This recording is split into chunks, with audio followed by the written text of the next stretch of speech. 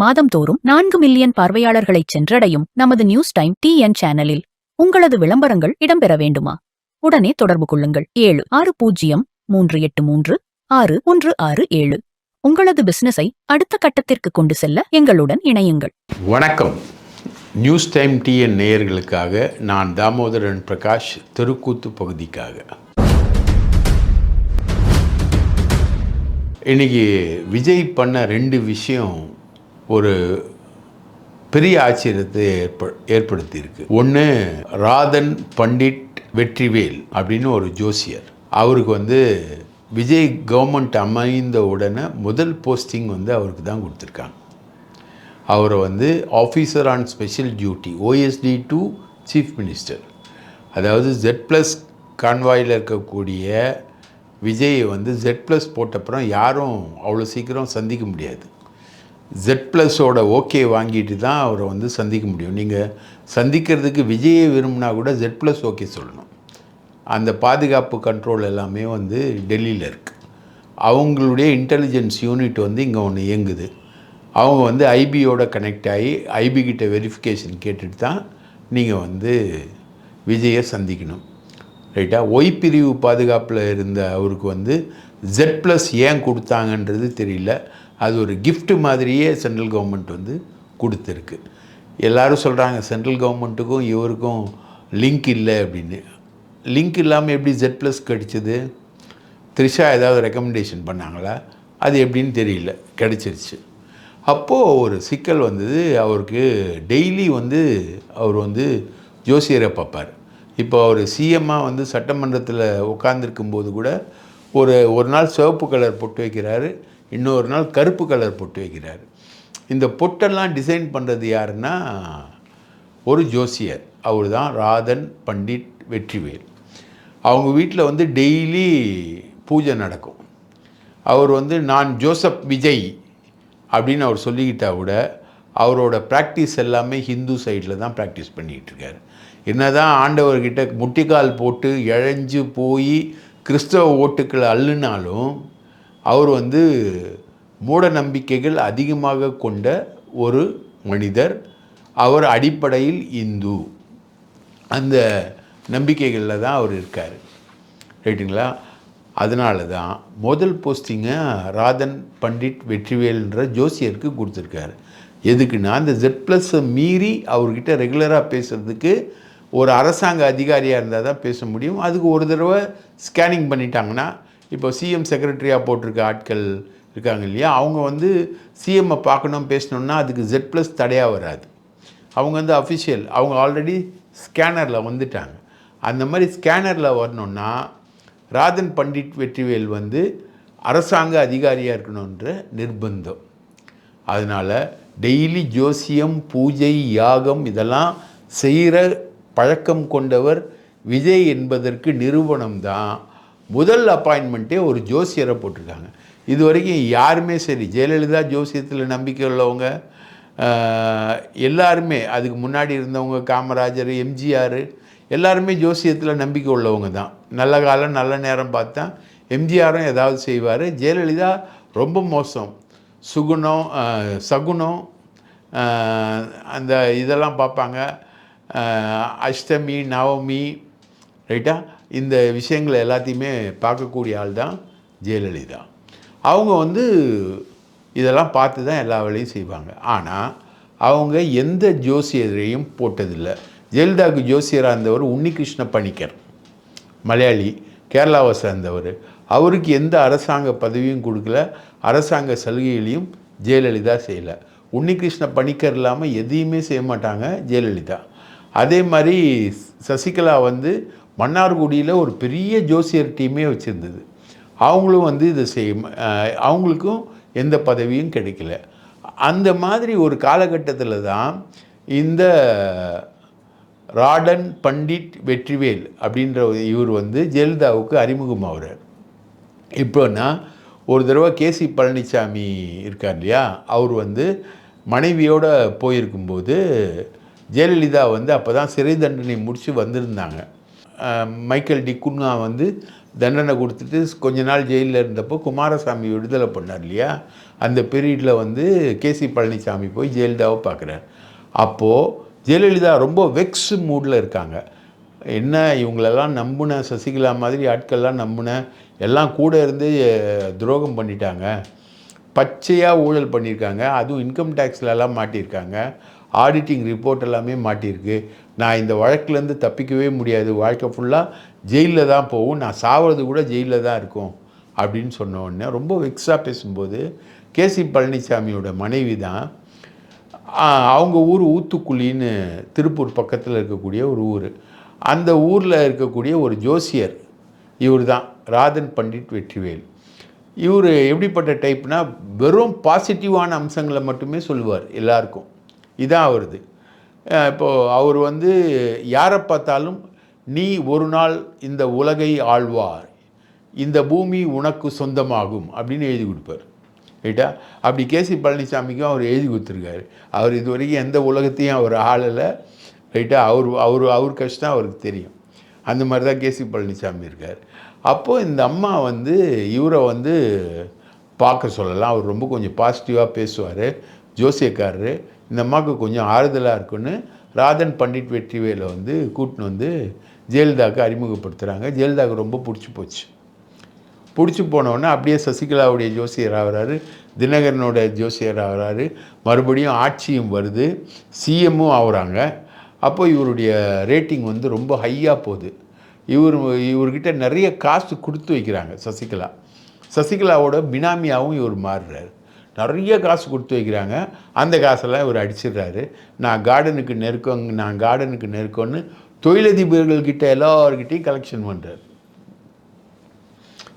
இது வந்து ஒரு கட்டத்தில் ரொம்ப மோசமாக போகும்போது சசிகலா என்ன பண்ணுறாங்க, ஜெயலலிதா கிட்ட சொல்லிவிட்டு இவன் இந்த ஆள் வந்து கார்டனுக்கு வரக்கூடாது அப்படின்னு சொல்கிறாங்க. அப்போ கேட்குறாங்க ஜெயலலிதா, என்ன காரணம்னா இதெல்லாம் காரணம், இந்த ஆள் நிறைய கோடிக்கணக்கில் சம்பாதிச்சுட்டான், நானே அந்த ஆள்கிட்ட கோடிக்கணக்கில் காசு கொடுத்துருக்கேன், அந்த காசே எனக்கு திருப்பி தரல அப்படின்னு சசிகலா சொல்கிறாங்க. உடனே ஜெயலலிதா துரத்தி விட்டு சசிகலாவுடைய சொந்தக்காரர், அவர் தான் கோயம்புத்தூர் பகுதியை பார்த்துக்கிட்டு இருந்தார், அவரை விட்டு அடித்து துவம்சம் பண்ணி எல்லாத்தையும் நாசப்படுத்தி அடி பிச்சு அவர்கிட்ட இருந்த சசிகலாவுடைய காசு எல்லாத்தையும் பிடுங்குறாங்க. ஆனாலும் பாதி தான் கொடுத்தாரு, பாதியை மறைச்சிட்டாரு. அந்த காசை வச்சு டெல்லிக்கு போகிறாரு. டெல்லியில் இருக்கக்கூடிய ஆட்கள்கிட்ட எல்லாருக்கிட்டையும் ஜோசியம் பார்க்குறாரு. அப்போது பண்டிட் அப்படின்னு ஒரு பேரை சேர்த்துக்கிறாரு. சாதாரண வெற்றிவேல் பண்டிட் வெற்றிவேல் ஆகிறாரு டெல்லியில்.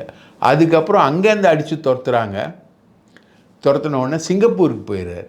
சிங்கப்பூர் போனோடனே அந்த ஊர் ஃபேஷனுக்கு ராடன் அப்படின்ற இன்னொரு பேரை சேர்த்துக்கிறாரு.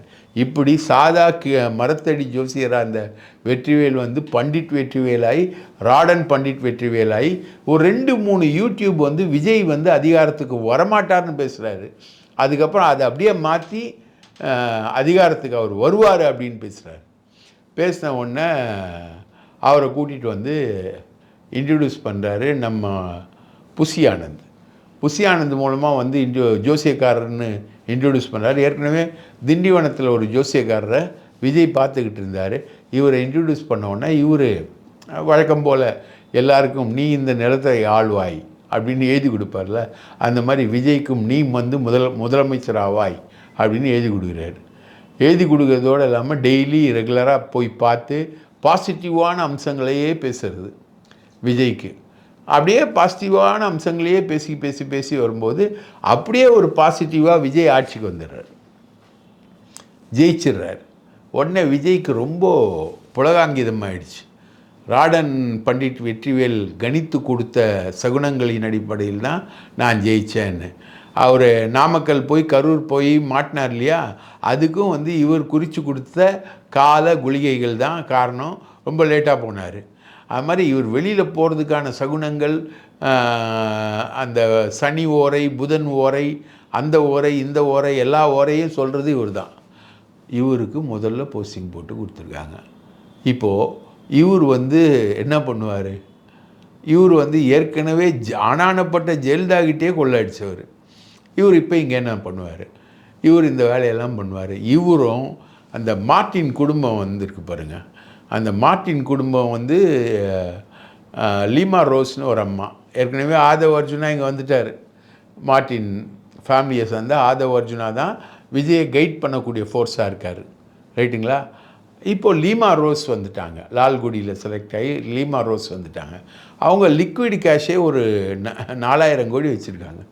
அந்த 4000 கோடியை வச்சு அதிமுகவை உடைக்கிறதுக்கான எல்லா ஒர்க்லேயும் ஈடுபடுறாங்க. அவங்களுக்கு வந்து நான் எம்எல்ஏ ஆகிட்டேன், இப்போது அடுத்தது நான் மந்திரி ஆகணும், ஆதவ் அர்ஜுனா என் மருமகன் மட்டும் மந்திரியாக இருக்கக்கூடாது, இந்த அமைச்சரவையில் மார்ட்டின் குடும்பம் 2 பேர் இடம் பெறணும், ஆனால் அவர் இடம் பெறணும், பெண்ணாக நான் இடம் பெறணும்னு ஒரு பெரிய முயற்சி. அதுக்கு எத்தனை ஆயிரம் கோடி செலவானாலும் பரவாயில்ல, நான் தரேன்னு சொல்லிட்டு இந்த அம்மா இறங்கியிருக்காங்க. அப்படி இறங்கினதில் பார்த்திங்கன்னா இந்த எம்எல்ஏக்கள், அதிமுகவுடைய எம்எல்ஏக்கள் ஜெயிச்சு வந்திருக்காங்க இல்லையா, அவங்களுக்கு எல்லாருக்கும் பேமெண்ட்டு கொடுத்துருக்காங்க இந்த அம்மா ஜெயிச்ச லால்குடி தொகுதியிலேயே எல்லாருக்கும் மாருதி சஃபயர் கார் வந்து வாங்கி கொடுத்துருக்காங்க. 40 பேருக்கு வாங்கி கொடுத்துருக்காங்க. அது இல்லாமல் இப்போது ஜெயிச்சு இந்த அம்மா கூட வந்த 47 எம்எல்ஏக்களில் எல்லாருக்கும் காசு கொடுக்குறாங்க. ஒவ்வொரு எம்எல்ஏக்கும் 5 கோடி ரூபாய் ஆதவ் அர்ஜுனும் இந்த அம்மாவும் சேர்ந்து மார்ட்டின் காசை கொடுத்துருக்காங்க. 5 கோடி ரூபாய் கொடுத்துருக்காங்க. இதில் 28 பேர் இப்போ வந்து தனியாக பிரிஞ்சு வந்து நாங்கள் விஜயை ஆதரிக்கிறோம்னு நிற்கிறாங்க. ரைட்டுங்களா? எடப்பாடி பழனிசாமி ஒரு 17லேருந்து 20 பேரை வந்து அவர் வச்சுருக்காரு. ரைட்டா? அவர் வச்சுக்கிட்டு நாங்கள் வந்து விஜயை எதிர்க்கிறோம்னு அவர் நிற்கிறாரு. அவர் கொறடா உத்தரவும் பிறப்பிச்சிட்டார். கொறடா உத்தரவு பிறப்பிச்சா அதை மீறினீங்கன்னா உங்களை வந்து கட்சியை விட்டு எடுப்பாங்க. அது ஒரு லீகல் பேட்டில் போகும். முடிவெடுக்க வேண்டிய அதிகாரம் யார்கிட்ட இருக்குது? சபாநாயகர்கிட்ட இருக்குது. ஆனால் 2/3 இல்லாமல் நீங்கள் வந்து ஒரு கட்சியை வந்து உடைக்கவே முடியாது அப்படின்றதான் நிலவரம். ரைட்டுங்களா? ஸோ இப்போது இவங்க காசு கொடுத்து எல்லாருக்கும் காசு கொடுத்து ரெடி பண்ணுறாங்க. அதில் வந்து லீமா ரோஸ் மட்டும் மந்திரி ஆகணும்னு சொல்கிறது மட்டும் இல்லைங்க. லீமா ரோஸ் கூட வேலுமணி ஜெயிச்சிருக்க எம்எல்ஏ, தங்கமணி ஜெயிக்கலை, அதனால் அவர் இல்லை, அண்ணன் விஜயபாஸ்கர், கரூர் விஜயபாஸ்கர், புதுக்கோட்டை விஜயபாஸ்கர், காமராஜ், ரைட்டுங்களா, இவங்க எல்லாமே வந்து மந்திரி ஆகணும் அப்படின்றாங்க. மொத்தம் இவங்க கேட்குற மந்திரி வந்து 8 மந்திரி கேட்குறாங்க. 8 மந்திரி. ஒன்று விஜய் காசெல்லாம் கொடுத்துட்டார். விஜய் யார் மூலமாக? லீமா ரோஸும் ஆதவ் அர்ஜுனாவும் சேர்ந்து காசெல்லாம் கொடுத்துட்டாங்க. காசை கொடுத்துட்டு இன்னும் எவ்வளோ வேணா காசு தரேன், நீங்கள் வந்து மந்திரி சபையில் சேராதீங்க, ஏன்னா ஊழலை ஒழிக்கிறோன்னு தான் இவங்க ஆட்சிக்கு வந்திருக்காங்க. இந்த 8 பேர் மேலேயும் இவங்க மந்திரி ஆக்கணும்னு நினைக்கக்கூடிய லீமா ரோஸ் மேலேயும் அமலாக்கத்துறை வழக்கு இருக்குது. மார்ட்டின் மேலே இருக்கக்கூடிய வழக்கு லீமா ரோஸ் மேலேயும் இருக்குது, அமலாக்கத்துறை வழக்கு இருக்குது. அது மட்டும் இல்லை, மற்ற 8 பேர் மேலேயும் வழக்கு இருக்குது. ஊழலை ஒழிக்கிறேன்னு சொல்லிட்டு கிளம்பின இவர் வந்து இன்னும் காங்கிரஸுக்கு மந்திரி சபை கொடுக்கவே இல்லை. காங்கிரஸ் ஆஃபீஸ்க்கெலாம் இவர் போயிருக்காரு, தள்ளி விட்டு நசுக்கி அது இவர் சால்வையெல்லாம் தூக்கி போட்டு காங்கிரஸ் தலைமையகத்திலேருந்து வந்திருக்காரு. கிரீஷ் ஜோடங்கர் இவருக்காக காத்திருந்து இவருக்கு சால்வெல்லாம் போட்டு பெரிய அளவுக்கு ஆராதிச்சார். ஆனால் அந்த தள்ளு முள்ளு ஓவரில் வந்து ஒரு சால்வையெல்லாம் தூக்கி போட்டு வந்துட்டார் இவர். அந்தளவுக்கான ஒரு ரிசப்ஷன் தான் அங்கே இருந்தது. செல்வ பெருந்தகை கட்டி பிடிச்சிக்கிட்டு விஜய்க்காகவே தவம் இருந்து, விஜய் முதல்வர் ஆவதற்காகவே காத்திருந்து தவம் இருந்த மாதிரி கூட்டிகிட்டு போனார் செல்வ பெருந்தகை. அந்த மாதிரிலாம் கூட்டிகிட்டு போனார். ஆனால் அங்கே நடந்தது. அந்த காங்கிரஸுக்கே இன்னும் மந்திரி சபை தரல. ராகுல் காந்தியை கூப்பிட்டு உட்கார வச்சே அவமானப்படுத்தி அனுப்புனாங்க, மந்திரி பதவியை கொடுக்காம. ஆனால் அதிமுகவில் இப்போது விஜயை ஆதரிக்கிற ஆட்களுக்கு மந்திரி பதவி. யார்? வேலுமணி. வேலுமணி மேலே இல்லாத கேஸே கிடையாது. வேலுமணிக்கு எதிராக ஒரு தனி நீதிமன்றம் அமைச்சு வேலுமணி வந்து சிறை கம்பிகளை எண்ணுவார் அப்படின்ற மாதிரி போன தேர்தலில் மு.க. ஸ்டாலின் வந்து பிரச்சாரமே பண்ணார். ரைட்டுங்களா?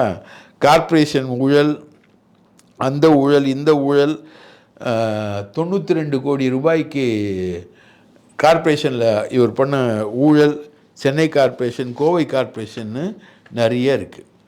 விஜயபாஸ்கர், கரூர் விஜயபாஸ்கர், புதுக்கோட்டை விஜயபாஸ்கர், இவர் மேலே வந்து குவாரி கேஸு, குவாரி நடத்துனதுனால வந்த கேஸு, ஐடி கேஸு, இடி கேஸு, ஏகப்பட்ட கேஸ் இவர் மேலே இருக்குது. கரூர் விஜயபாஸ்கர் மேலே டிரான்ஸ்போர்ட் ஊழல் கேஸ் இருக்குது. காமராஜ் மேலே விஜிலன்ஸ் கேஸ் இருக்குது. சிவி சண்முகம் வந்து கனிம வளத்துறையை ஹேண்டில் பண்ணதில் அவர் மேலே கேஸ் இருக்குது. இப்படி 5 வருஷம் எடப்பாடி சிஎம்மாக இருக்கும்போது இவங்க ஃபுல்லாக கொள்ளடிச்சாங்க. கடைசி போன 5 வருஷம் இவங்க கொள்ளடிக்கலை. இவங்க மேலே எல்லார் மேலேயும் விஜிலன்ஸ் என்கொயரி போட்டு சொத்து குவிப்பு வழக்கு சராமரியாக போட்டு வச்சுருக்காரு ஸ்டாலின். ரைட்டுங்களா? இப்போ வந்து பிஜேபியை பகைச்சிக்கிட்டு வர மாதிரி ஒரு சீன் இருக்குது. அப்படி ஒரு சீன்னா பிஜேபி அந்த அமலாக்கத்துறை வழக்குகள் எல்லாத்தையுமே லஞ்ச ஒழிப்புத்துறை போட்ட சொத்து குவிப்பு வழக்குகள் எல்லாத்தையுமே அமலாக்கத்துறை வழக்காக மாற்றிடும். ரைட்டுங்களா? அந்த மாதிரி ஒரு சிச்சுவேஷன் இருக்குது. இப்போ இந்த ஊழல் மந்திரிகள் எல்லாமே கரை படிஞ்சவங்க. சார், இவங்கெல்லாம் மந்திரிகள் ஆகிறது என்னுடைய முதல் அமைச்சரவையில் ஒரு பெரிய களங்கம் ஏற்படும். அதனால் இவங்கெல்லாம் வேணாம் சார் அப்படின்னு சொல்லிட்டு அபினேஷ்னு ஒருத்தர், இவங்க 2 பேருக்கு இடையில், விஜய்க்கு இடையிலையும் அந்த வேலுமணி, தங்கமணி இவங்க கூடலாம் பேசுகிறாங்க. லீமா ரோஸும் ஆதவ் அர்ஜுனும் வெறும் ஃபைனான்ஸோட, காசு கொடுக்கறதோடு தான் அவங்க டிபார்ட்மெண்ட்டு. இந்த விஷயங்கள்லாம் பேசுறதுக்கு அபினேஷ்னு ஒருத்தர் வச்சுருக்காரு. ரைட்டுங்களா? அபினேஷ் வந்து அதிமுகவுக்கு மட்டும் தூதுவர் இல்லை, அமித்ஷாவுக்கு ரொம்ப நெருக்கமானவர். அமித்ஷா, அதிமுக, விஜய் சேர்றதுக்கான ஒரு செட்டப்பை வந்து உருவாக்குறவர். அவர்கிட்ட வந்து விஜய் கெஞ்சி இருக்கார், இவங்கள மந்திரி சபைக்குள்ளே வருவானா அப்படின்ற மாதிரி சொல்லுங்கள், வெளியிலேருந்து மட்டும் ஆதரவு கொடுக்க சொல்லுங்கள் அப்படின்னு. எப்படி திரும்ப நம்ம முஸ்லீம் லீகு, சிபிஐ, சிபிஎம் கொடுக்குற மாதிரி வெளியிலேருந்து ஆதரவு கொடுங்க அப்படின்னு. வெளியிலேருந்து ஆதரவு கொடுக்கறதுக்கு இவங்கன்னா இழிச்சவானுங்களா? இவங்க மந்திரிகளாக வரணும், கோணி மூட்டை வச்சு கொள்ளை அடிக்கணும், எடப்பாடி ஆட்சியை விட மிக பயங்கரமாக கொள்ளை அடிக்கணும். ஏன்னா நம்ம விஜய்க்கு வந்து அவ்வளோ விஷயம் தெரியாது. ரைட்டா?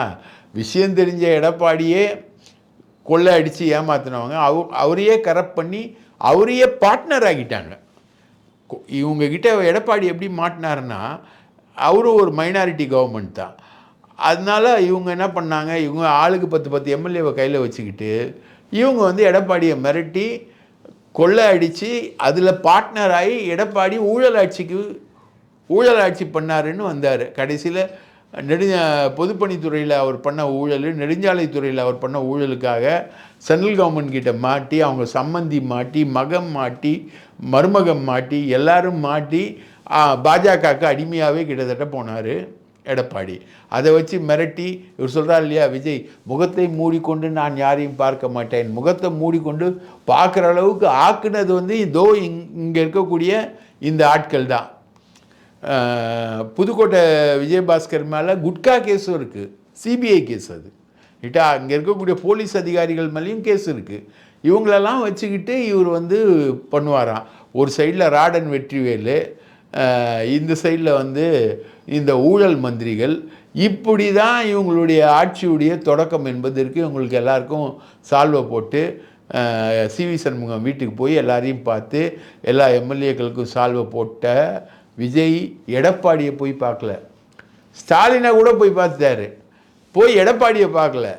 அவர் எடப்பாடி விப்பு கொடுத்துட்டாரு, கொறடா உத்தரவு கொடுத்துட்டாரு. எல்லாரும் வந்து விஜய்க்கு எதிராக ஓட்டு போடணும், நம்பிக்கை வாக்கெடுப்பின் போது விஜய்க்கு எதிராக ஓட்டு போடணும்னு சொல்லிட்டாரு. இப்போ இந்த விப்பை மீறி இவங்க ஓட்டு போட்டாங்கன்னா கட்சி தாவல் தடுப்பு சட்டம் இவங்க மேலே பாஞ்சிரும். அதனால என்ன நடக்க போகுதுன்றது ரொம்ப இன்ட்ரெஸ்டிங்காக இப்போ போயிட்டுருக்கு. இதில் வந்து பிஜேபி வந்து என்ன நிலை எடுக்க போகுதுன்னு தெரியல. பிஜேபி வந்து சிவி சண்முகத்துக்கிட்டேயும் நம்ம வேலுமணிக்கிட்டேயும் பேசியிருக்கு அப்படின்னு சொல்கிறாங்க. அது எந்த அளவுக்கு அது ஃப்ரூட்ஃபுல்னஸ்க்கு கொண்டு போகும்னு தெரியல. ஆனால் பிஜேபி கையில் வாலண்டியராக போய் மாற்றுறாரு அண்ணன் விஜய். இந்த ஊழல் மந்திரிகள் மூலமாக வாலண்டியராக போய் மாற்றுறாரு. அந்தளவுக்கு தான் அவருடைய பிஹேவியர்கள் இருக்குது. ஊழல் மந்திரிகளை வச்சு ஊழலை எதிர்ப்போன்றது வந்து எப்படின்னா கட்டு சோத்துக்குள்ளே பெருச்சாளியை வச்சுக்கிட்டு நடக்கிற மாதிரி நீங்கள் போய் சேர்கிற இடத்துக்குள்ளே உங்கள் கட்டு சோரத்தில் இருக்க எல்லாத்தையும் பெருச்சாளி காலி பண்ணிடும். ரைட்டா? இந்த ஊழல் முகங்கள் வந்து வேலுமணியும்